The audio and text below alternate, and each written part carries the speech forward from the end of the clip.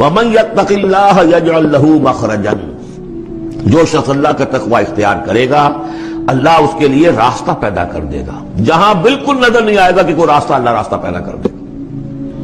بالکل نظر نہیں آ رہا تھا موسیٰ کے ساتھیوں کو کہ اب کیسے بچیں گے، پیچھے لشکر آگے، آگے سمندر ہے، اللہ نے راستہ پیدا کیا۔ خود حضرت ابو بکر کا جو حال ہو گیا تھا کہ حضور اگر انہوں نے ذرا بھی دیکھ لیا، نیچے اپنے قدموں کی طرف بھی نگاہ ڈالی تو ہم نظر آ جائیں گے، آپ نے فرمایا لا تحزن ان اللہ معنا، راستہ نکالتا اللہ۔ پھر حضور گئے طائف، لیکن وہاں سے خالی ہاتھ آئے، مدینے میں اللہ نے خود ہی کھڑکی کھول دی، 6 آدمی ایمان لے آئے، آپ گئے ہی نہیں اور وہاں انقلاب بھی آ گیا۔ عظیم، اس اعتبار سے اللہ مخرج پیدا کرتا ہے۔ تم صحیح طریقے پر چلتے رہو، تقوی اختیار کرو، صحیح راستے پر جد و جہد کرو، یہ کام اللہ پر چھوڑو۔ کب اسے منظور ہے اس کا کامیاب ہونا؟ جب ہوگا وہ راستہ ایسا کھول دے گا کہ تمہیں گمان بھی نہیں ہوگا۔ وَيَرْزُقْهُ مِنْ حَيْثُ لَا يَحْتَسِبُ۔ ویڈیو شروع کرنے سے پہلے ایک گزارش ہے، اگر آپ ہمارے چینل پر نئے ہیں تو سبسکرائب ضرور کریں اور ڈاکٹر اسرار احمد رحمت اللہ علیہ کے لیے سورہ فاتحہ پڑھ کر کامنٹ میں آمین لکھنا نہ بھولیں۔ شکریہ۔ اور اسے رزق دے گا وہاں سے جہاں سے اسے گمان بھی نہیں ہوگا۔ اقامت دین کی جد و جہد ہو، غلبہ دین کی جد و جہد ہو، اپنے آپ کو ان صلاتی و نسکی و محیایا و مماتی اس کا فیصلہ کرنا ہو تو سب سے بڑی رکاوٹ آتی، کھائیں گے کیا؟ تو اللہ تو کہتا ہے راضی میں ہوں، ہے ایمان اور یقین اس پر، کر کے دیکھو تو صحیح، اس پر اعتماد تو کرو۔ لیکن یہ کہ اس پر اعتماد کرنا، توکل، بڑی مشکل بات ہے۔ وہ تو جتنا ایمان ہوگا اتنا اعتماد ہوگا، اور گہرا ایمان ہوگا گہرا اعتماد ہوگا۔ وَمَن يَتَّقِ اللَّهَ يَجْعَل لَّهُ مَخْرَجًا وَيَرْزُقْهُ مِنْ حَيْثُ لَا يَحْتَسِبُ وَمَن يَتَوَكَّلْ عَلَى اللَّه فَهُوَ حَسْبُهُ۔ یہ تو ابھی تقوی والے کی بات ہے کہ وہ وہاں سے رزق دے گا جہاں سے اسے ملے گا بھی نہیں، اور جس نے اللہ پر توکل کر لیا تو وہ اس کے لیے بہت کافی ہو جائے گا۔ توکل کر کے تو دیکھو، حسبہ، وہ اس کے لیے کافی ہے۔ یہاں تک فرمایا ہے حدیث میں من کان فی حاجت اخیہ کان اللہ فی حاجتہ، اگر کوئی مسلمان اپنے کسی بھائی کی ضرورت پوری کرنے میں لگ رہا ہے، اپنا وقت صرف کر رہا ہے، اللہ اس کی ضرورت پوری کرنی شروع کر دیتا ہے۔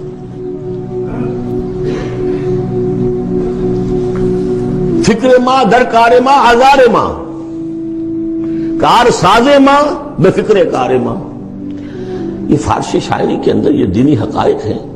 کار ساز ماں بے فکر کار ماں، میرا کار ساز میرے کاموں کی فکر کر رہا ہے، میں نے اپنے آپ کو اس کے کام کے لیے لگا دیا۔ وہ دنیا میں بھی ذرا سا بھی کوئی شریف انسان ہوگا، آپ اس کے ہو جائیں وہ آپ کو چھوڑ دے گا پھر کہیں؟ شرافت ہو، مروت ہو اس میں، آپ اللہ کے بن کر تو دیکھیے۔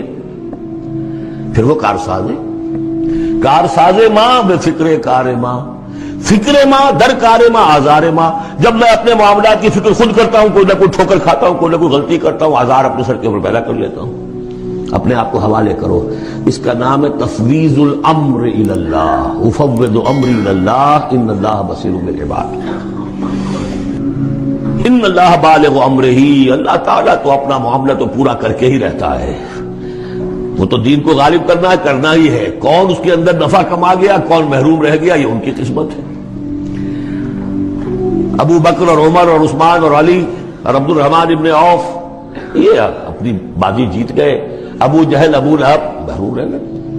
یہ تو اب ان کا معاملہ ہے، اللہ تو اپنی بات پوری کرا دے گا، اور اس دنیا کے ختم ہونے سے پہلے پہلے پورے کل ارضی پر اللہ کا دین غالب ہوگا، یہ ہونا ہے۔ دیکھنا یہ ہے کہ تم اس بہتی گنگا میں کو ہاتھ دھونے کو تیار ہو یا نہیں، یا تم محرومین کی فہرست میں اپنے آپ کو لانا چاہتے ہو۔ بس اپنا تل مندھن لگا دو، اس کے اندر تمہاری ہڈیوں کا چورا ہو کر بھی اس نئی تعمیر کی بنیادوں میں اگر لگ جائے تو بہت بڑی کامیابی ہے۔ قد جعل اللہ لکل شیء قدرا، بہت عمدہ مقام ہے، اللہ نے ہر چیز کے لیے ایک اندازہ مقرر کیا ہوا ہے، کب اللہ کی مدد آئے گی یہ بھی اس نے طے کیا ہوتا ہے۔ You have to qualify۔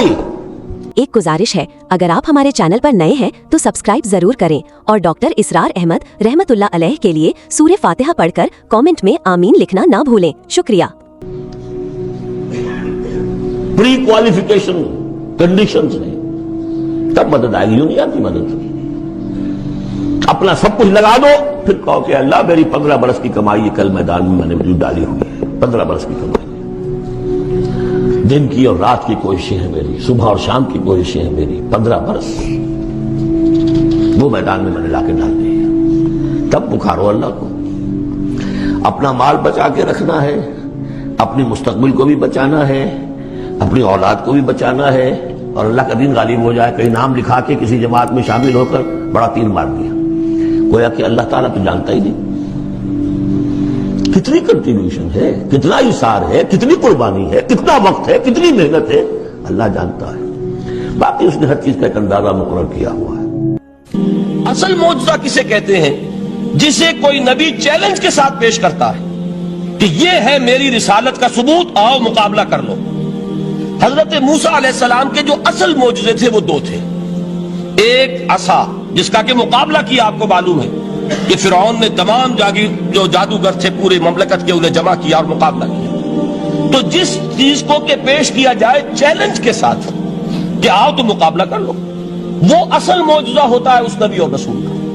تو حضور صلی اللہ علیہ وسلم کا اصل معجزہ, یعنی معجزات, آپ یہ موالتے میں مبتلا نہ ہو, میں بقیہ معجزات کی نفی نہیں کر رہا, یہ واقعات اپنی جگہ حق ہیں کہ حضور کو پتھر سلام کرتے تھے. حضور صلی اللہ علیہ وسلم جس کھجور کے تنے کے ساتھ ٹیک لگا کر خطبہ دیا کرتے تھے, جبکہ ابھی مسجد نبی میں ممبر نہیں بنا تھا. جب تعداد زیادہ ہو گئی مسلمانوں کی اور ضرورت محسوس ہوئی کہ ذرا بلند مقام پر کھڑے ہو کر آپ خطبہ ارشاد فرمائیں, تو پھر وہ ممبر بنا کر رکھا گیا. پہلے مرتبہ جب آپ ممبر پر چڑھ رہے تھے خطبہ دینے کے لیے, تو اس کھجور کے سوکھے تنے میں سے ایسی آواز آئی جیسے کوئی بچہ بلک بلک کر رو رہا ہو کہ وہ سعادت جو مجھے حاصل رہی تھی آج تک میں محروم ہو گیا. تو یہ انبیاء کا مقام ہے. مولانا روم نے اسی لیے کہا ہے کہ فلسفی کو منکر حنانہ است, از حواس انبیاء بیگانہ است. فلسفی اور عقلیت پرست انسان وہ تو حنانہ کا انکار کر دے گا, کیسے ممکن ہے سوکھا تنا اور اس کے اندر سے بچے کی طرح بلکنے کی آواز آئے. لیکن یہ اس لیے کہ وہ انبیاء کے خصوصی احوال جو ہے ان کو جانتا نہیں.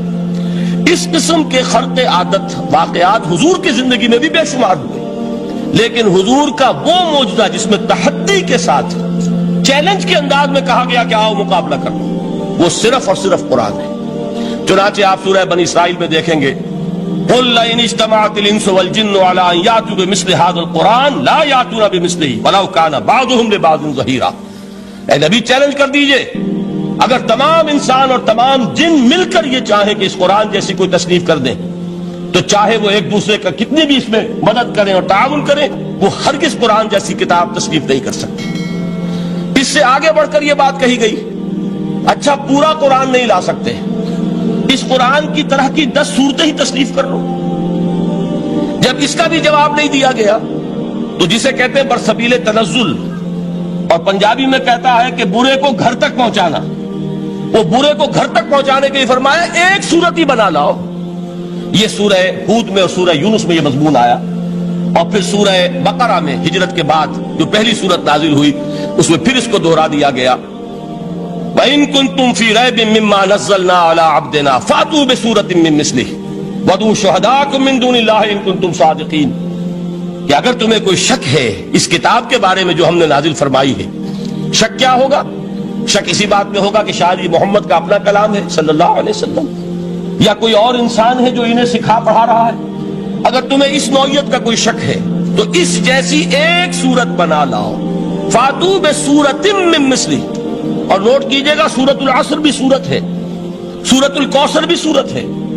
3 آیات بھی اگر ایسی تم تصنیف کر کے لے آؤ تب تو تمہیں کچھ شک کرنے کا حق حاصل ہوگا, اور اگر نہیں کر سکتے تو جان لو فَإِن لَمْ تَفْعَلُوا وَلَن تَفْعَلُوا. پھر اگر تم ایسا نہ کر سکو اور ہرگز نہیں کر سکو گے, ذرا چیلنج کا انداز دیکھیے کہ ہرگز نہیں کر سکو گے, فَاتَّقُوا النَّارَ الَّتِي وَقُودُهَا النَّاسُ وَالْحِجَارَةُ, ڈرو اس آگ سے جس کا ایندھن بنیں گے انسان اور پتھر.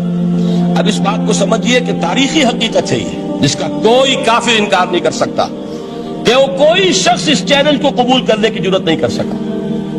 اگر جھوٹ موٹ کو بھی کوئی کھڑا ہو جاتا اور کہتا کہ ٹھیک ہے میں نے یہ ایک صورت بنائی ہے اور میرا دعویٰ یہ ہے کہ یہ قرآن جیسی ہے, تو ایک کنٹروورسی تو پیدا ہو جاتی نا. کچھ لوگ چاہے کہتے کہ نہیں یہ قرآن کے سطح کی نہیں ہے, لیکن یہ کہ اس کا دعویٰ تو ہو جاتا. لیکن تاریخ یہ بتا رہی ہے کہ سرے سے کسی شخص نے اس کی جرات نہیں کی. اس درجے وہ قرآن سے مرعوب ہوئے تو حضور کا سب سے بڑا معجزہ جو آج تک زندہ ہے، اس کو ذہن میں رکھیے، میں نے جو حضرت موسیٰ حضرت عیسیٰ کے معجزات گنوائے ہیں وہ در حقیقت ان کی اپنی ذات کے ساتھ تھے۔ ید بیضا موسیٰ کے ساتھ تھا، عصا معجزہ اس وقت تھا جب موسیٰ کے ہاتھ میں تھا، اس کے بعد کئی سو برس تک وہ صندوق سکینہ جو ہے، تابوت سکینہ، اس میں وہ عصا رکھا رہا، لیکن اب وہ معجزہ نہیں تھا، وہ سوکھی لکڑی تھی، اس کے سوا کچھ نہیں۔ تو تمام انبیاء اور رسول کے معجزے ختم ہو گئے، وہ ان کی ذات کے ساتھ تھے۔ محمد الرسول اللہ کی رسالت دائمی ہے تا قیام قیامت، لہذا معجزہ بھی آپ کا دائمی ہے، وہ معجزہ آج بھی موجود ہے۔ البتہ میں ادھر ضرور توجہ دلاؤں گا کہ قرآن مجید کے اعجاز کے 3 پہلو ہیں۔ پہلا پہلو، اور زیادہ تر اسی کی طرف توجہ زیادہ ہوئی ہے، وہ ہے قرآن کی فصاحت، بلاغت، ادبیت، اس کی چاشنی۔ ظاہر بات ہے کہ اس کا شعور اور ادراک صرف عربوں کو ہو سکتا ہے، بلکہ میرے خیال میں ناراض نہ ہو اہل عرب تو آج کے عربوں کو بھی نہیں ہو سکتا۔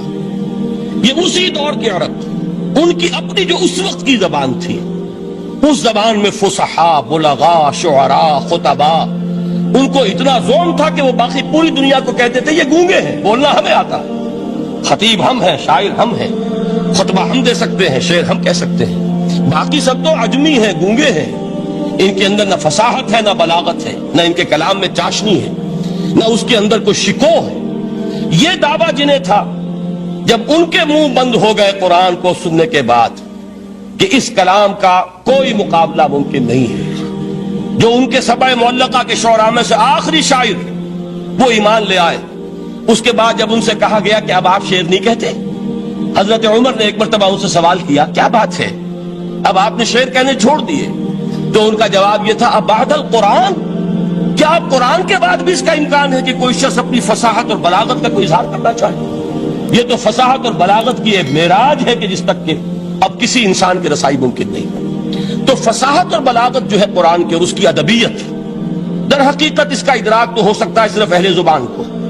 ہم لوگ جو ترجموں سے پڑھتے ہیں، چاہے کتنی ہی گرامر پڑھ لیں، کتنی صرف و نحو پڑھ لیں، واقعہ یہ ہے کہ وہ جو ایک ہوتا ہے نفس پر جب انگلی آتی ہے تو جو ایک آپ کو فیل ہوتی ہے، وہ فیل ہم جو عجمی لوگ ہیں جن کی مادری زبان عربی نہیں ہے، وہ قرآن مجید کی فصاحت اور بلاغت کو اس طور سے نہیں سمجھ سکتے جیسے کہ اہل زبان سمجھ سکتے ہیں، اور خاص طور پر جیسے کہ اس زمانے کے اہل زبان نے سمجھا۔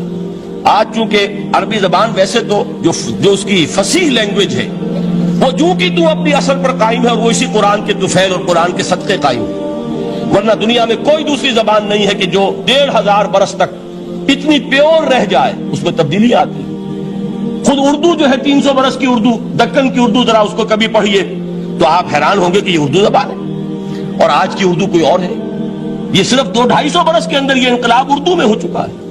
عربی زبان 1500 برس سے وہ قائم ہے اپنے اسی جگہ پر، اور وہ صرف قرآن کا اعجاز اور قرآن کا صدقہ ہے، لیکن باقی جو اصل میں بولی جانے والی زبانیں ہیں وہ بہت بدل چکی ہیں۔ لہذا تمام اہل عرب کے لیے بھی اب قرآن کے اس پہلو کو صحیح طور پر سمجھنا ممکن نہیں۔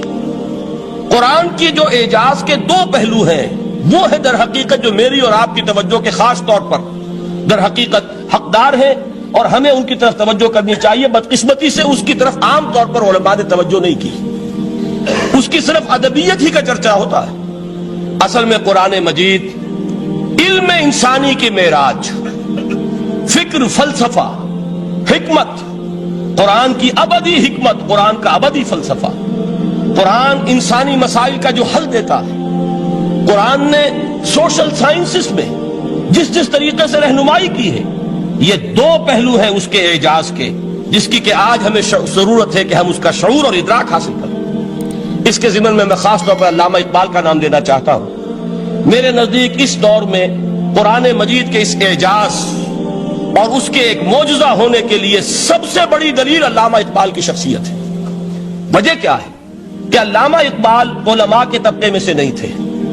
ظاہر بات ہے کہ جن کا پورا جو ہے جن کی زندگی گزرتی ہو قال اللہ و قال الرسول میں، ان کے دلوں میں عظمت قرآن کی، ان کے دلوں میں حضور کی محبت، یہ تو سمجھیے کہ ہونی ہی چاہیے، ان کے شب و روز اسی میں گزرتے ہیں۔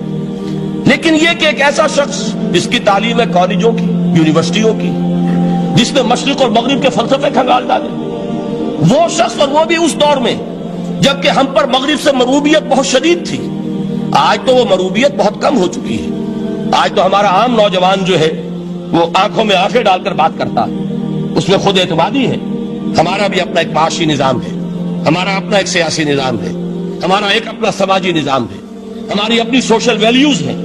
آج کا نوجوان الحمدللہ احیاء اسلام کی وہ جد و جہد جو ہے وہ مرحلہ در مرحلہ بہرحال آگے بڑھ رہی ہے. وقت لگے گا لیکن یہ کہ اس میں یقیناً ترقی ہوئی ہے. اسی کا مظہر یہ ہے کہ خود اعتمادی ہے. We have confidence. ہم جانتے ہیں کہ اسلام ایک دین ہے، مکمل دین ہے، اس کے پاس زندگی کے تمام مسائل کا حل ہے. لیکن یہ ہے آج 1985 کی بات. علامہ اقبال اس صدی کے آغاز میں گئے ہیں یورپ، جبکہ ہم محکوم تھے انگریز کے. ایک حاکم قوم کے ہاں جا کر، اس سے مروبیت کتنی شدید اس وقت تھی، جو جاتا تھا اکثر و بیشتر جو ہے واپس آتا تھا تو کھڑے ہو کر پیشاب کرنا ضروری سمجھتا تھا، اس لیے کہ اس نے وہاں پر لوگوں کو یہی کرتے دیکھا. ان کا لباس، ان کی وضاحت، ان کی تہذیب، ان کا تمدن، ہر طرح سے ان کے گن گاتا ہوا، ان کے لیے وہ بہت قصیدے جو ہیں تعریف کے کہتا ہوا آتا تھا. لیکن ایک علامہ اقبال کی شخصیت وہ ہے کہ وہ یہ خود کہتے ہیں کہ میں اس آگ میں ڈالا گیا ہوں مثل خلیل. مغربی تہذیب کے اس الاؤ میں مجھے اس طرح ڈالا اللہ نے جیسے کہ حضرت ابراہیم کو آگ میں ڈلوایا. میں اس تہذیب کے اس الاؤ کے اندر سے ہو کر آ رہا ہوں. ایک گزارش ہے، اگر آپ ہمارے چینل پر نئے ہیں تو سبسکرائب ضرور کریں اور ڈاکٹر اسرار احمد رحمت اللہ علیہ کے لیے سورہ فاتحہ پڑھ کر کامنٹ میں آمین لکھنا نہ بھولیں. شکریہ. اور میں نے یہ دیکھ لیا ہے کہ یہ تہذیب کھوکھلی ہے، اس کے اندر کوئی پائیداری نہیں ہے. نظر کو خیرہ کرتی ہے تب چمک تہذیب حاضر کی، یہ صناعی مگر جھوٹے نگوں کی ریزہ کاری ہے. اور دیار مغرب کے رہنے والوں، خدا کی بستی دکان نہیں ہے. کھڑا جسے تم سمجھ رہے ہو وہ اب ذرے کا معیار ہوگا. تمہاری تہذیب اپنے خنجر سے آپ ہی خودکشی کرے گی. جو شاخ نازک پہ آشیانہ بنے گا لا پائیدار ہوگا. اب آپ اندازہ کیجئے وہ شخص جو بنیادی طور پر فلسفی ہے، فلسفے کا طالب علم ہے، وہ جرمنی اور انگلستان میں جا کر فلسفے کھنگالنے کے بعد اسے اگر تسکین حاصل ہوئی، اس کی جو علم کی پیاس تھی اگر اسے سیری حاصل ہوئی تو صرف قرآن کے ذریعے سے. نہ کہیں جہاں میں اما ملی، جو اما ملی تو کہاں ملی میرے جرم خانہ خراب کو تیرے عفو بندہ نواز میں. یہ وہ شخص ہے آخری زندگی میں ان کا کام صرف ایک رہ گیا تھا، قرآن کی تلاوت. بڑے بڑے فلسفی ملنے آتے تھے علامہ اقبال سے ملنے، وہ سمجھتے تھے بڑی لائبریری ہوگی، جیسے بڑے وکیل اس کی لائبریری آپ کو معلوم ہے کتنی جلدیں رکھی ہوں گی، خوبصورت جلدیں بنی ہوئی، ایسے ہی کوئی بڑا فلسفی، بڑا پروفیسر، اس کی سٹڈی، اس کی کتابیں بڑی مروب کن ہونی چاہیے. لیکن علامہ اقبال کے ہاں سب کتابیں اٹھوا دی تھی انہوں نے، صرف ایک کتاب رہ گئی. اور سید نذیر نیازی کا نام آپ نے سنا ہوگا. انہوں نے جب یہ گواہی دی ہے، یہ واقعہ شاید آپ کے علم میں نہ آیا ہو، یہ بہت اہم واقعہ ہے. وہ یہ لکھتے ہیں کہ میں نے ایک مرتبہ علامہ سے پوچھا کہ کچھ لوگ اعتراض کرتے ہیں یا یہ خیال ظاہر کرتے ہیں کہ آپ نے اپنا فلسفہ خودی نیٹشے سے لیا ہے، کوئی کہتا فلاں سے لیا ہے، کوئی کہتا فلاں سے لیا ہے، کچھ آپ خود بتا سکیں گے کہ آپ کے فلسفہ خودی کی سورس کیا ہے؟ تو علامہ نے کہا کہ اچھا کل فلاں وقت آ جانا تو میں تمہیں لکھوا دوں گا، ڈکٹیٹ کرا دوں. تو سید نذیر نیازی کہتے ہیں کہ میں بہت خوش ہوا کہ یہ سعادت میرے حصے میں آ رہی ہے کہ علامہ اقبال خود مجھے تحریر کرائیں گے کہ میرے فلسفے کی سورس کیا ہے، میں نے کہاں سے اخذ کیا ہے. دوسرے روز وہ گئے، حاضر ہوئے، بڑے ہی ارمانوں کے ساتھ پینسل اور کاپی لے کر بیٹھے. علامہ نے فرمایا ذرا قرآن مجید نکال لاؤ. وہ قرآن مجید لائے، حیران ہوئے، یہ فلسفے کا سورس مجھے ڈکٹیٹ کرانے چلے تھے، یہ قرآن مجید کہہ رہے. کہا کہ ذرا سورۃ الحشر اس کا آخری رکوع، وَلَا تَكُونُوا كَالَّذِينَ نَسُوا اللَّهَ فَأَنسَاهُمْ أَنفُسَهُمْ أُولَٰئِكَ هُمُ الْفَاسِقُونَ. اے لوگوں، ان لوگوں کے مانند نہ ہو جانا جنہوں نے اللہ کو بھلا دیا تو اللہ نے انہیں اپنی خودی سے غافل کر دیا، اپنے آپ سے بیگانہ بنا دیا. یہی ہیں لوگ جو فاسق ہیں. علامہ نے کہا میرے فلسفے کی سورس یہ میں آپ کو بتانا چاہتا ہوں. اس معنی میں کہتا ہوں کہ اس دور میں علامہ اقبال کی شخصیت کو میں اعجاز قرآن کا سب سے بڑا مظہر سمجھتا ہوں. ایک شخص 20ویں صدی کا، 20ویں صدی عیسوی کی شخصیت، اور پھر یہ کہ وہ کہیں مسجد اور کسی مدرسے کے ماحول میں پلا بڑھا نہیں ہے. بلکہ اسکولوں اور کالجوں میں اور یونیورسٹیوں میں، اور صرف ہندوستان میں نہیں، انگلستان اور جرمنی کی یونیورسٹیوں میں رہا، جس نے اپنا لوہا منوایا ہے، وہ شخص اگر یہ کہتا ہے کہ میرے لیے فکر کی بنیاد، میرے فلسفے کی سورس، میری تمام سوچ کی رہنمائی جو ہے وہ اس کتاب نے کی ہے، تو معلوم ہوا کہ واقعتاً یہ قرآن مجید آج بھی معجزہ ہے۔ یہ بات تو ہوئی فلسفے اور فکر کے اعتبار سے۔ دوسرا پہلو جو اپلائیڈ پہلو ہے، اس دور کے اعتبار سے وہ اہم تر ہو گیا ہے۔ انسان کے لیے جو پیچیدہ تمدنی مسائل ہیں، سیاسی مسائل کو کیسے حل کیا جائے، معاشی مسائل کا حل کیسے ہو، سماج میں توازن کیسے ہو، مرد اور عورت کے درمیان توازن کیسے ہو، ہوتا کیا ہے، یا عورت بھیڑ بکری کی طرح کی ملکیت بن جاتی ہے۔ ہمارے ہاں اردو میں جو اس کا محاورہ ہے کہ جوتی کی نوک، یہ اس کی حیثیت ہو جائے گی، یا دوسری طرف عورت کلوپیٹرا بن کر قوموں کی قسمتوں سے کھیلے گی۔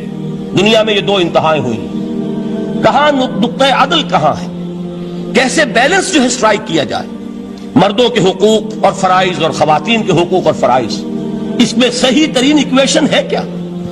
اسی طریقے سے فرد اور اجتماع، فرد اور ریاست، یا تو یہ کہ انسان کی انفرادی آزادی اتنی جا رہی ہے، مادر پدر آزاد، جس کا مظہر یہ ہے کہ آج انگلستان میں دو مرد بھی میاں اور بیوی کی حیثیت سے رہ سکتے ہیں، قانون تسلیم کرے گا ہسبینڈ اینڈ وائف، ان کو وہی حقوق حاصل ہو، یہ ہے وہ آزادی۔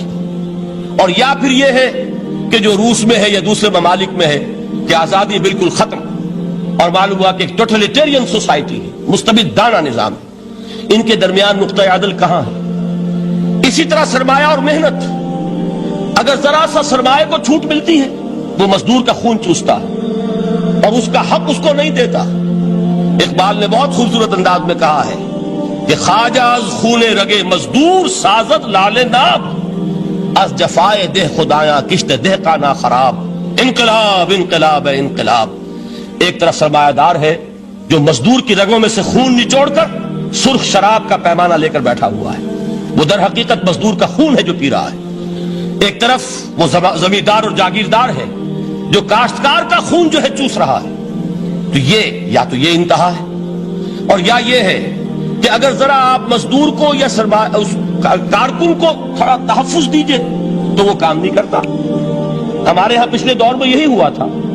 میں یہ برملا کہتا ہوں، آج بھی آپ کے سامنے کہہ رہا ہوں کہ بھٹو نے واقعہ یہ ہے بہت بڑا کارنامہ سر انجام دیا تھا۔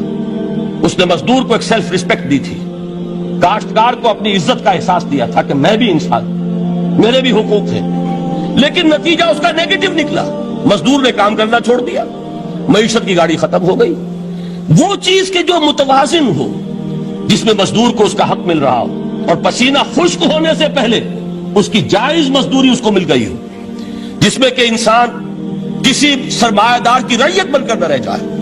دوسری طرف یہ کہ سرمایہ کے لیے بھی جو اس کا صحیح ہے کہ اس کو انسینٹیو ملے، وہ میدان میں آئے، اس کے اندر رسک لینے کے جو ہے وہ صلاحیت پیدا ہو۔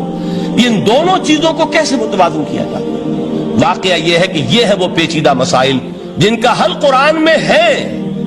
ہماری بدقسمتی کیا ہے کہ ہم نے خود ان چیزوں کے لیے دوسروں کے سامنے جھولی پساری ہوئی، ہم دوسروں سے بھیک مانگ رہے ہیں۔ ہمارا حال کیا ہوا تھا اس صدی کے شروع میں؟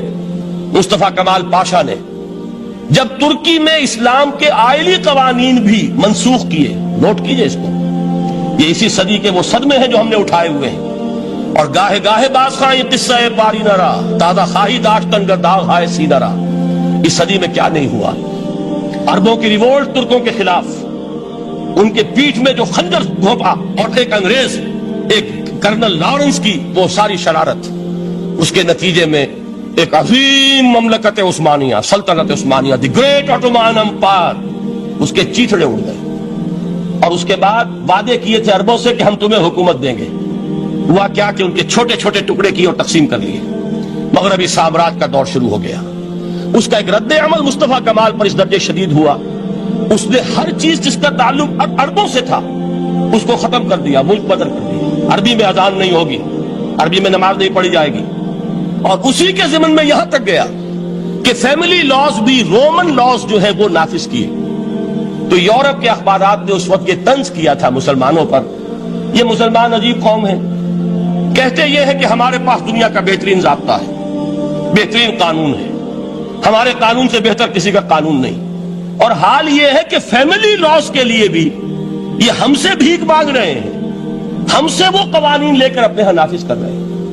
آج بدقسمتی سے اکثر و بیشتر مسلمان ممالک کا حال یہی ہے، آج ہم ان سے بھیک مانگ رہے ہیں، کہیں جمہوریت کی بھیک ہے، کہیں سوشلزم کی بھیک ہے، کہیں کسی اور سماجی نظام کی بھیک ہے، کہیں مرد اور عورت کی کامل مساوات کا ایک نظریہ ہے، شانہ بشانہ چلنے والا فلسفہ ہے، جو خالص مغرب کی تہذیب کی ایک بھیک ہے جو مانگی جا رہی ہے۔ کاش کہ آج قرآن کے اس اصل اعجاز کی طرف، جو اس کا اصل معجزہ اس دور کے لیے، میں نے عرض کیا کہ اعجاز قرآنی کا وہ معجزہ کہ وہ فصاحت اور بلاغت کی معراج ہے، وہ یا تو اپریشیٹ کر سکتے ہیں اہل عرب، اور اہل عرب میں سے بھی حقیقت میں وہ جو قدیم جاہلی شاعری کے جاننے والے ہیں جو بہت کم رہ گئے اب، وہ جان سکتے ہیں کہ جب قرآن نازل ہوا تو کیوں زبانیں گنگ ہو گئی تھی، کیوں کوئی ایک شخص جھوٹ موٹ کو بھی مدعی بن کر نہیں آ سکا کہ یہ میں نے قرآن کی جیسی ایک کتاب یا قرآن جیسی ایک سورت یا قرآن کی طرح کے چند جملے میں نے موضوع کر دیے ہیں۔ لیکن دوسرا پہلو ہے فکر اور فلسفہ، اس کے اعتبار سے جس کا سب سے بڑا ثبوت اس دور میں علامہ اقبال، اور تیسرا پہلو ہے Islamic social sciences, political science, economics, sociology, اس میں جو کچھ قرآن نے دیا ہے، جو آج بھی انسان کی رہنمائی کے لیے بہترین نظام ہے، اس نظام کو ہم سمجھے، اسے دنیا کے سامنے پیش کریں، تب در حقیقت قرآن مجید کا اعجاز سامنے آئے۔ یہ دو پہلو تو میں نے وہ عرض کیے ہیں کہ جو کسی غیر مسلم کو بھی نظر آئیں گے۔ قرآن کا پریزروڈ ہونا، اس کی انٹیگریٹی، اوتھینٹسٹی، یہ چیزیں وہ ہے کہ جو سب نے مانی۔ قرآن کے ذریعے تاریخ انسانی کا عظیم ترین انقلاب برپا ہونا، یہ وہ بات ہے کہ جو کسی اندھے کو بھی دیکھنی پڑتی ہے، اس حقیقت کا اعتراف دشمن کو بھی کرنا پڑتا۔ میں یاد دلا دوں آپ کو، ایچ جی ویلز، آپ نے نام سنا ہوگا، سائنٹیفک فکشن میں اس کا بڑا اونچا مقام ہے، لیکن اس نے تاریخ نسل انسانی پر بھی دو کتابیں لکھی، a short history of the world اور a concise history of the world. Concise history of the world میں وہ شخص حضور کے ذکر پر جب آتا ہے تو میں صرف ذکر کر رہا ہوں، نقل کفر نہ باشد، اس نے حضور کی شخصیت پر بڑے رقیق حملے کیے ہیں، بڑے گھٹیا حملے کیے۔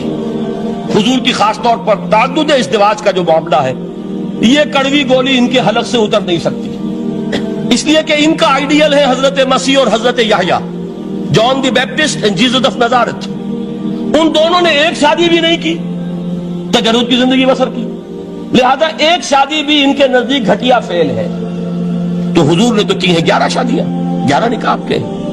یہ جو کڑوی گولی ہے یہ ان کے حلق سے نیچے نہیں اترتی، اس لیے میں انہیں معذور سمجھتا ہوں۔ تو اس نے اس پہلو سے تو بڑے حملے کیے، لیکن خطبہ حجۃ الوداع کے وہ جملے جو ہے تاریخی، پورے کے پورے اس نے کوٹ کیے، لا فضل لعربی علی عجمی ولا لعجمی علی عربی ولا لأحمر علی اسود ولا لأسود علی احمر الا بالتقوی کلکم بنو آدم وآدم من تراب۔ کسی عرب کو کسی عجمی پر کوئی فضیلت نہیں، کسی عجمی کو کسی عرب پر کوئی فضیلت نہیں، کسی گورے کو کسی کالے پر کوئی فضیلت نہیں، کسی کالے کو کسی گورے پر کوئی فضیلت نہیں سوائے تقوی کے۔ تم سب کے سب آدم کی اولاد ہو اور آدم مٹی سے بنائے گئے تھے۔ یہ الفاظ لکھ کر کہتا ہے کہ جہاں تک human fraternity, equality and freedom, تین الفاظ نوٹ کیجئے، انسانی حریت، انسانی مساوات، انسانی اخوت، کہتا ہے جہاں تک ان تین چیزوں کے واز ہیں، سرمنز کا تعلق ہے، وہ تو دنیا میں پہلے بھی بہت کہے گئے۔ عیسائی ہونے کے باوجود خاص طور پر نام لیتا ہے جیسس آف نازارتھ۔ سرمنز تو حضرت مسیح کے ہاں بھی بہت مل جائیں گے کہ تمام انسان برابر ہیں، سب کو بھائی بھائی ہونا چاہیے، سب انسان آزاد ہیں، تمیز بندہ و آقا فساد آدمیت ہے۔ لیکن وہ کہتا ہے کہ یہ ماننا پڑتا ہے تاریخ انسانی میں پہلی مرتبہ ان اصولوں پر ایک انسانی معاشرہ قائم کیا محمد نے صلی اللہ علیہ وسلم۔ یعنی حضور کے ساتھ یہ معاملہ ایمپٹی سلوگنز کا نہیں، یہ صرف واز نہیں ہے، یہ صرف سرمنز نہیں ہے، یہ ایمپٹی سلوگنز نہیں ہے۔ He translated these things into actuality، ایک حقیقت، ایک واقعہ کی شکل دی ہے محمد نے صلی اللہ علیہ وسلم۔ وہ معاشرہ پیدا کیا جس میں انسانی اخوت، انسانی مساوات اور انسانی حریت، یہ تینوں اقدار بتمام و کمال موجود تھی۔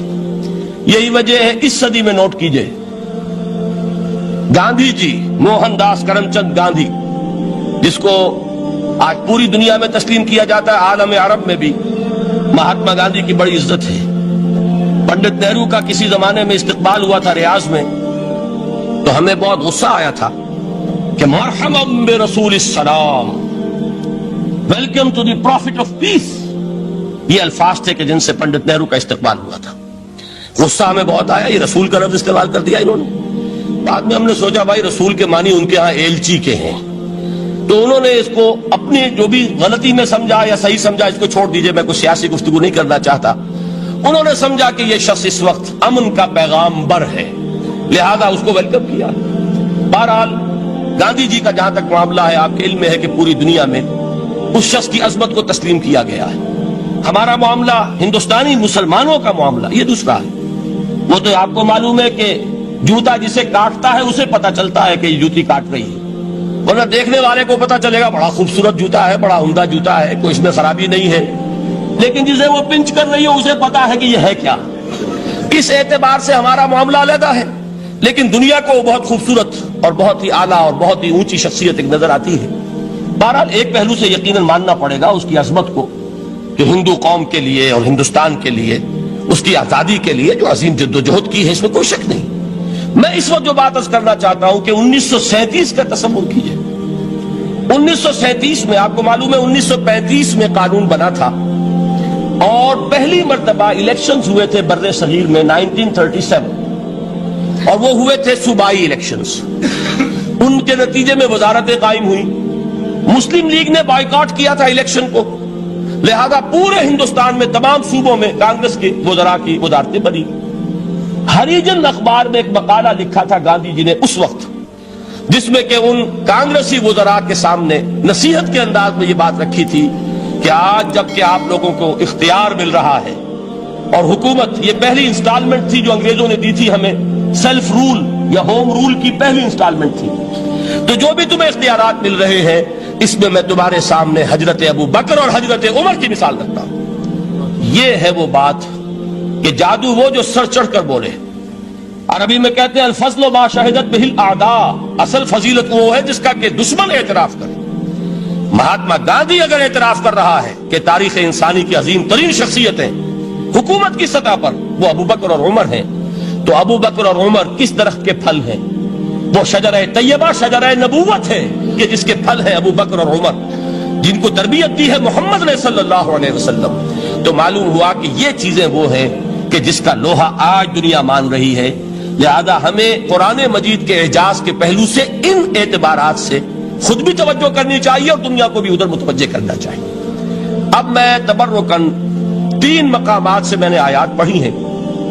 कुरान मजीद की अजमत का वो इदराक और शऊर जो हमें हो सकता है, हम वो कि जो कुरान को मानते हैं अल्लाह का कलाम, हम उस बुनियाद पर समझे कि अल्लाह ने अपने कलाम की क्या मदह की है। और नंबर 2 ये फारसी का एक मिसरा है कि कदर गौहर शाह दानत या बेदानत गौहरी, हीरे जवाहरात की कदर कीमत या बादशाहों को मालूम होती है जो उनमें खेलते हैं, और या ये कि जौहरी को जो उनका कारोबार करता है, जानता है, पहचान है, परखता है। आम आदमी को क्या पता, उसके हाथ पे अगर कोई आप हीरा रख दें, वो समझे शायद को कोई कांच का टुकड़ा है, उसे उसके अंदर कोई फर्क महसूस नहीं होगा।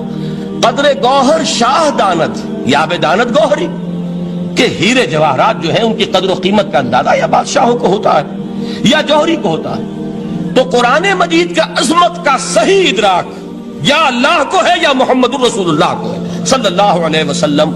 बाकी जो कुछ दुनिया देखती है वो तो वो जाहिर का एक पहलू है, वो तारीखी हकाइक है जो मैंने आपके सामने रखे।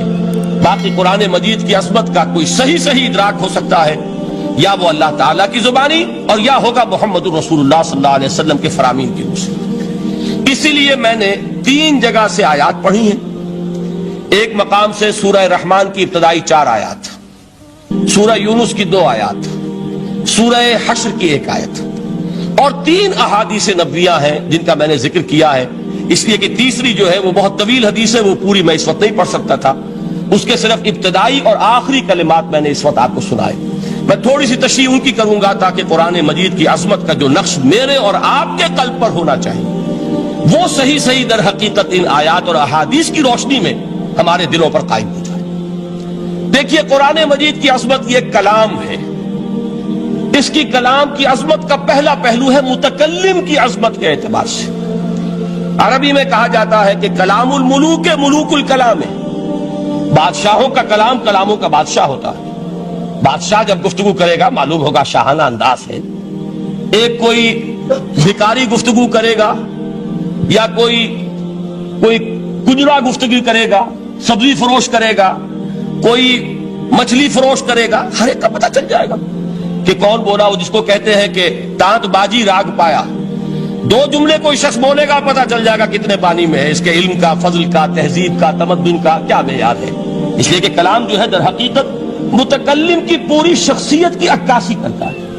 اس کا مقام کیا ہے, اس کا مرتبہ کیا ہے, اس کے ذہن کی بلندی کیا ہے, اس کے فکر کی گہرائی کیا ہے, اس کے افق ذہنی کی وسعت کیا ہے, اس سب کا اندازہ ہوگا کلام سے. تو اب یہ کلام ہے اللہ کا. معلوم ہوا کہ اللہ کی صفات کا ایک کامل عکس قرآن مجید میں موجود ہے.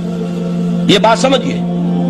اس کو قرآن نے کس طرح بیان کیا؟ یہ وہ لطیف حقائق ہیں جن کے لیے قرآن مجید تمثیل کا پیرایا اختیار کرتا ہے.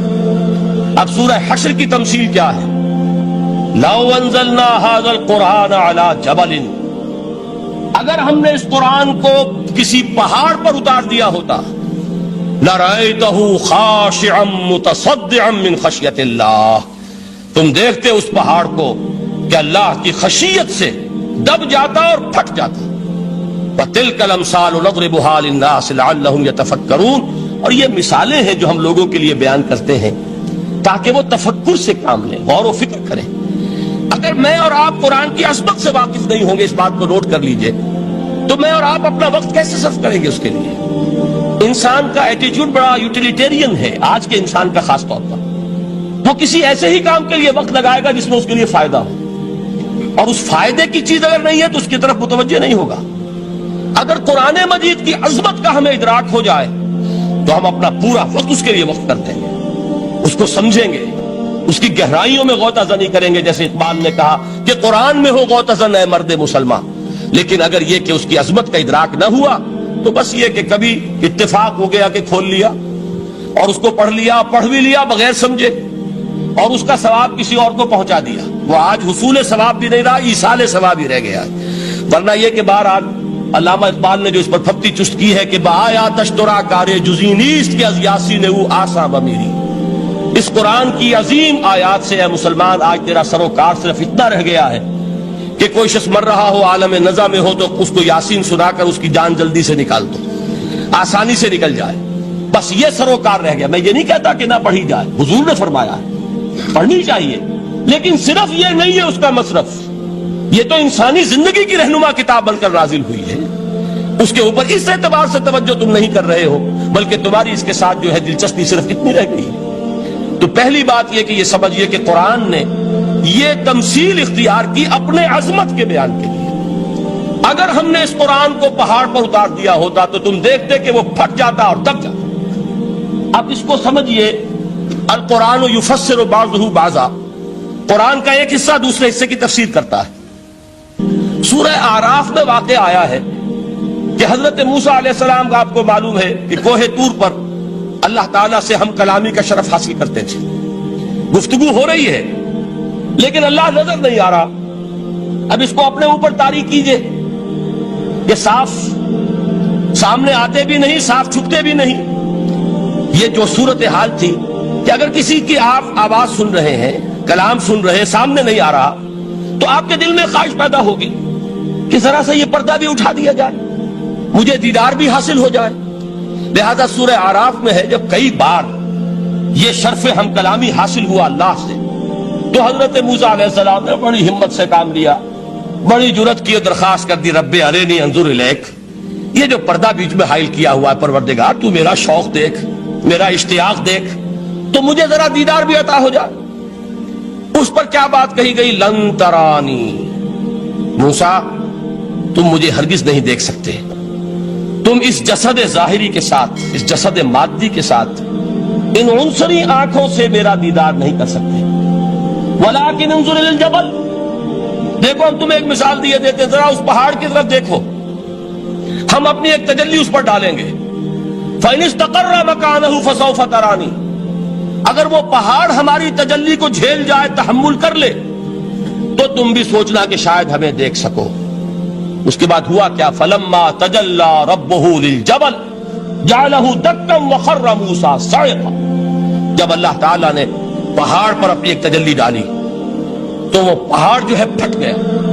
اور موسیٰ, اب دیکھیے براہ راست تجلی موسیٰ پر نہیں ہے, یہ انڈائریکٹ مشاہدہ ہے تجلی ربانی کا کہ جو پہاڑ پر ہوئی ہے, اور پہاڑ کی جو کیفیت ہوئی ہے اس کے مشاہدے سے حضرت موسیٰ بے ہوش ہو کر گر گئے.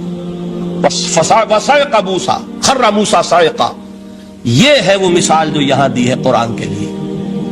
لَوْ أَنزَلْنَا هَذَا الْقُرْآنَ عَلَىٰ جَبَلٍ لَرَأَيْتَهُ خَاشِعًا مُتَصَدِّعًا مِّنْ خَشْيَةِ اللَّهِ. نتیجہ کیا نکلا؟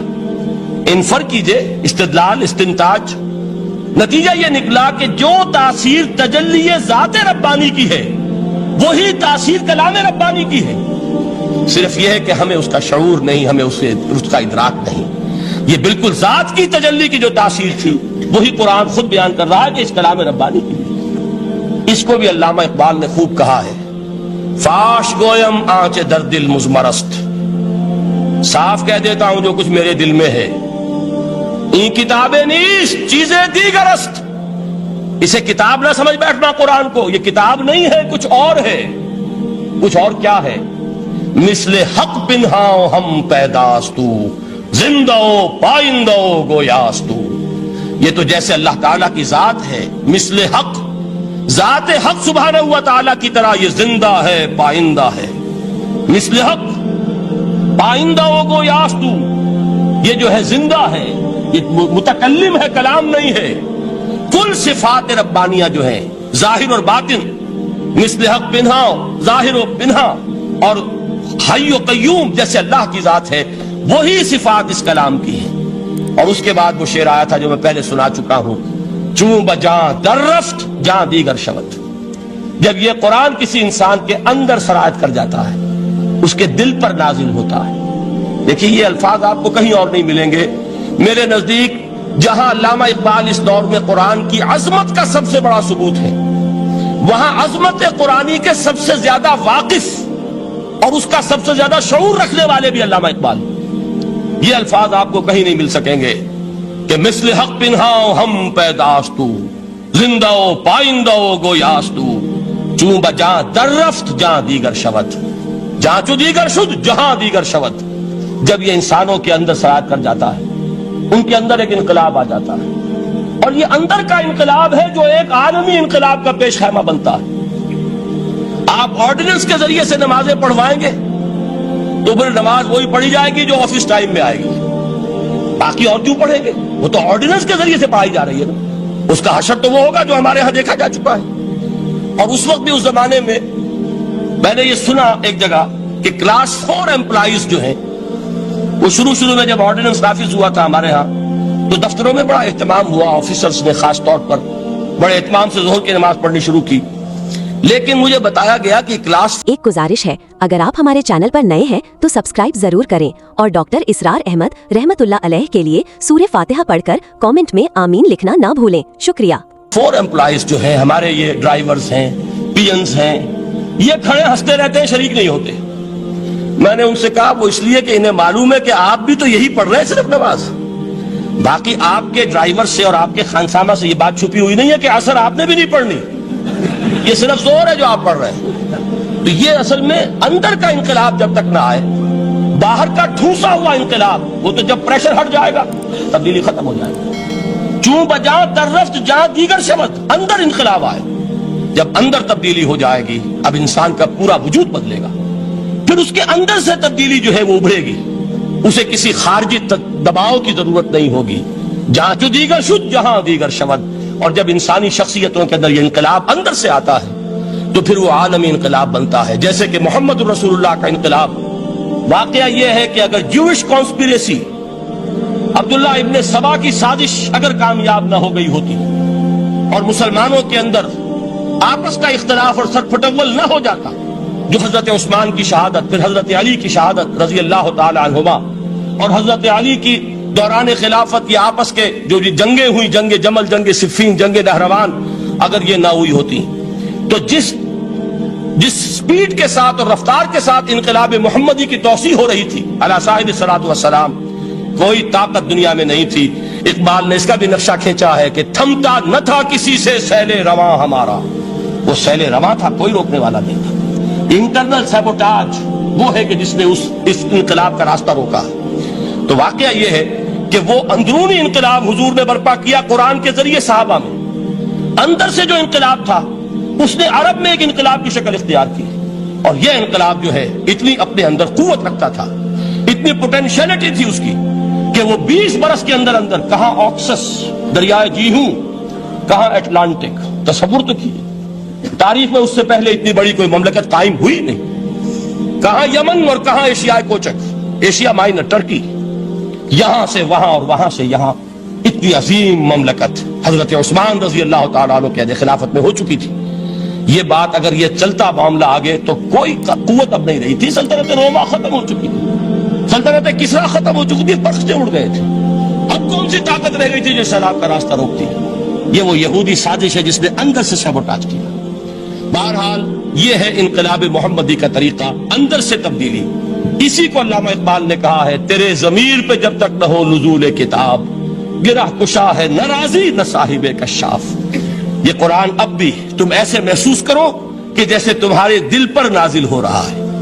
اور مجھے یاد آیا امام ابن قیم رحمت اللہ علیہ، ان کا ایک بڑا پیارا جملہ ہے، وہ کہتے ہیں قرآن کے بعض پڑھنے والے ایسے ہیں کہ جب وہ قرآن کو پڑھتے ہیں تو یوں محسوس کرتے ہیں کہ قرآن مصحف میں لکھا ہوا نہیں ہے، ان کے اپنے دل کے اوپر کندہ ہے، دل کے اوپر سے پڑھ رہے ہیں، یعنی اتنی کامل مطابقت وہ محسوس کرتے ہیں، اپنی فطرت، ہیومن نیچر اور قرآن کے اندر اتنی مطابقت ہے، اس طرح وہ ٹیلی کرتے ہیں ایک دوسرے کے ساتھ کہ محسوس ہوتا ہے کہ وہ کتاب ان صفحات میں لکھی ہوئی نہیں ہے بلکہ لوح قلب پر لکھی ہوئی ہے کہ جہاں سے وہ انسان اسے پڑھ رہا۔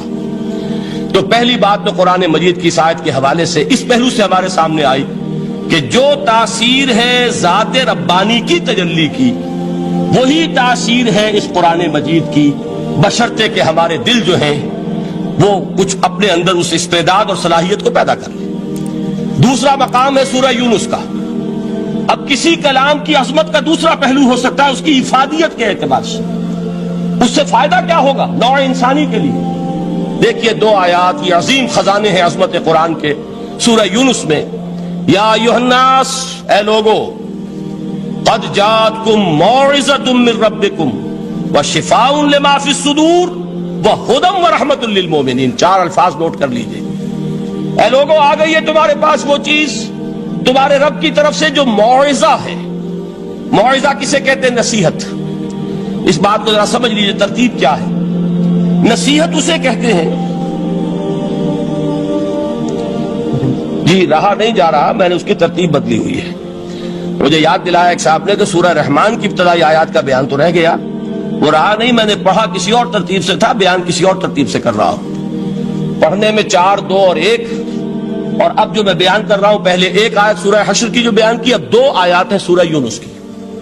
لوگوں، تمہارے پاس آ گئی ہے تمہارے رب کی طرف سے موعظت، اور تمہارے سینوں کے اندر جو روگ ہیں ان کے لیے علاج۔ توجہ کیجئے گا، ہم نے قرآن کو کیا سمجھا ہے؟ صرف ایک مقدس کتاب، ایک حصول ثواب یا ایصال ثواب کا آلہ۔ قرآن ہے کیا؟ نمبر 1 موعظہ۔ موعظہ کسے کہتے ہیں؟ وعظ اسے کہتے ہیں وہ بات جس سے دل نرم ہو جائے، دل کے اندر گداز پیدا کرنے والی شے۔ وجہ کیا ہے؟ اعلیٰ سے اعلیٰ حکیمانہ بات کسی سے کہی جائے، دل سخت ہے، اثر نہیں ہوگا، ایک کرسٹ آ جاتا ہے انسان کے دل کے اوپر۔ جیسے کہ یہود کے علماء کے بارے میں فرمایا گیا، ثم قست قلوبکم فہی کالحجارۃ او اشد قسوۃ وان من الحجارۃ لما يتفجر منه الانہار وان منها لما يهبط من خشیۃ اللہ وان منها لما يشقق فيخرج منه الماء۔ اے لوگوں، پھر تمہارے دل سخت ہوتے چلے گئے، پھر وہ پتھروں کے مانند سخت ہو گئے، بلکہ ان سے بھی زیادہ سخت، اس لیے کہ پتھروں میں تو وہ بھی ہوتے ہیں کہ جو اللہ کے خوف سے گر جاتے ہیں، پتھروں میں وہ بھی ہوتے ہیں کہ جو اللہ کی خشیت سے پھٹ جاتے ہیں، ان میں سے پانی بہ نکلتا ہے۔ پتھر تو اس طرح کے ہیں، لیکن انسان کا دل جب سخت ہو جائے، جب پتھر بن جائے، تو کوئی شے دنیا کی اس کی سختی کا مقابلہ نہیں کر سکتی۔ پہلے اس سختی کو نرم کریں گے، جیسے زمین ہے چٹیل زمین، اس زمین کے اندر ہل چلے گا تو بارش جو ہے فائدہ دے گی، اس کو آپ زمین کو نرم کرتے ہیں تاکہ وہ بارش کو جذب کرے، ورنہ چٹیل زمین ہے سخت، وہ پانی بہ جائے گا اور وہ زمین کے اندر جذب نہیں ہوگا۔ تو پہلا لفظ استعمال کیا موعظہ، یہ قرآن واعظ ہے، نصیحت ہے، دلوں کو نرم کرتا ہے، دلوں پر جو گرفت آ گیا ہے سخت اسے توڑتا ہے، اس میں ہل چلاتا ہے۔ پھر کیا کرتا ہے؟ پھر جب یہ جذب ہوتا ہے، شفاء لما فی الصدور، جو سینے کے روگ ہیں ان کے لیے شفا ہے۔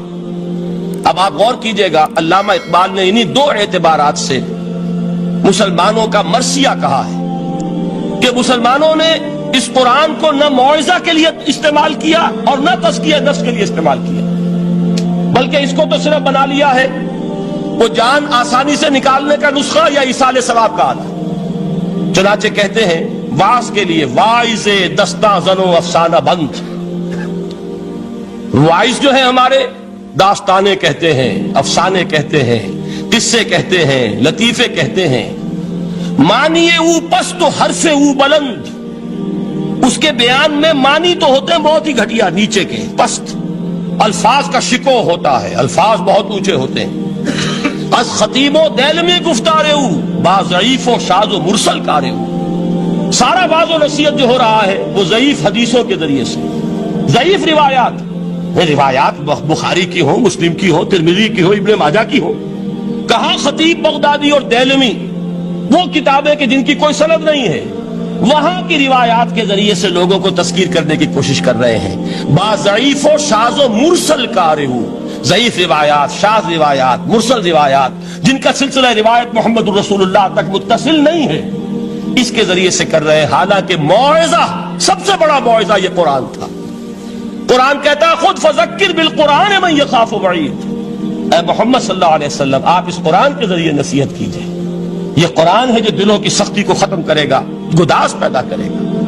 دوسری طرف علامہ اقبال کیا کہتے ہیں کہ جہاں تک ہمارے ہاں جو بھی تصوف کے معروف حلقے ہیں، صوفیاء حق کی بات نہیں کہہ رہا، وہاں قوالی ہو رہی ہوگی تو حال آ جائے گا، صوفی پشمینہ پوشے حال مست، از شراب نغمہ قوال مست، قوال سے جو کچھ مل رہا ہے، حال آ رہا ہے، مستی آ رہی ہے، کیف اور سرور حاصل ہو گیا ہے، صوفی پشمینہ پوشے حال مست، از شراب نغمہ قوال مست۔